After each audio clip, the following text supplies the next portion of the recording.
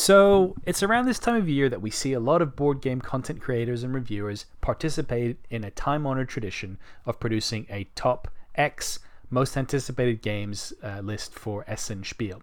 And I also am not impervious to these well regarded and well held traditions, so I'm also going to be producing a list of my top 7 most anticipated games to be released at Essen Spiel. So, let's kick this off straight away with Maracaibo, an upcoming relatively heavy game from Alexander Pfister. I don't know much about this game, but it seems to be very pretty. It's set in a sort of cool theme era for me personally, sort of pirates and trading and that in the Caribbean. And it seems to employ some elements that you can see in other games like Mombasa with tracks, and there's card-driven activities, apparently, which the description says is very similar to other Alexander Pfister games. But look, this is a most anticipated list. I don't know the full facts about all these games that I'm looking at. These are ones that just seem cool to me. So Maracaibo definitely seems to tick the boxes there on a cool game, and one that I want to find out more about as it comes closer to the release. So that's number 7, Maracaibo. Number 6 is Terra. Now, this comes from a very solid design pedigree as well. It's some of the people behind games like Coimbra and Lorenzo Magnifico. And it seems to be almost like a grown-up Stone Age. It's a worker placement game set in sort of prehistoric times, I guess, or sort of early Middle Ages. Anyway, a very long time ago.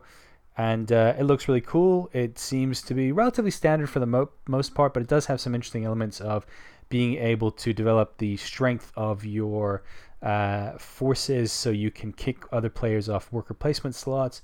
I believe there's also sort of like a chieftain worker that you can place that will also be able to kind of take special actions, a little bit like the Grande worker in Viticulture.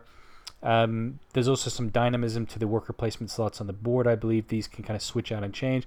And I think there's also some aspects of upgrading your cards or characters from children to adults, which, you don't really see very often in board games. So I'm quite curious to check that out. Most of all, I don't expect this to be a game that's going to sort of rock my world, but I do expect it to maybe be like a solid kind of midweight game that I can play and enjoy with both gamers and perhaps other people who aren't as into games, like wife, family, etc., etc. So Terra, my number 6 most anticipated game for Essen Spiel. Moving on to my number 5, Bruxelles, 1897. Now, I've only played the sort of spiritual predecessor to this game, Brussels 1883, is it? Let me just double check. Yeah, 1893 actually. I've only played the predecessor to this game once, but I really enjoyed it. It's sort of a worker placement game with some area sort of influence, area control elements, and a really clever bidding system.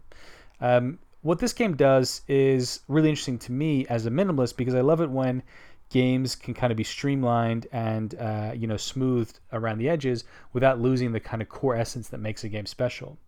And it seems to be that this is exactly what the designer has achieved with Brussels 1897, taking the core enjoyable gameplay and sort of worker placement card mechanisms from 1893 and streamlining those and simplifying them down. So I think the theme is also a relatively cool one. It's sort of set in late 1800s Belgium, and there's sort of artwork and other sort of interesting buildings that you get to sort of interact with as in terms of this sort of worker placement actions and cards. So that's something, again, that would be quite interesting to perhaps play with my wife or family who aren't super into hobby board games like myself. So definitely one that I'm really interested in, and I'll probably pre-order this one, Brussels 1897. So moving on to my number 4, Clank Legacy. And legacy games are some of the games that I enjoy playing the most. I've had some of my best experiences playing games like Pandemic Legacy Season 1 and 2, and I just find the kind of narrative and epic scope of those kind of games really, really fun to play. And the other kind of nice thing is that if you teach this to somebody, you've kind of, although the rules do adapt and evolve, you've kind of got the base game down, and you don't have to kind of reteach the game every time you play. Beyond that, I've played both sort of regular Clank and Clank in Space, enjoyed them both. But I also kind of felt that Clank, the sort of original flavor, was a little bit on the lighter side for me. So I'm hoping that Clank Legacy will add a little bit of meat on the bones and a little bit more interest and make it more interesting. So Clank Legacy is definitely a game I'm keeping an eye out for. It seems to have gotten some pretty good reviews so far as well. So that definitely piques my interest as well. So as I said, I believe that's number 7654, number 4, Clank Legacy Acquisitions Incorporated.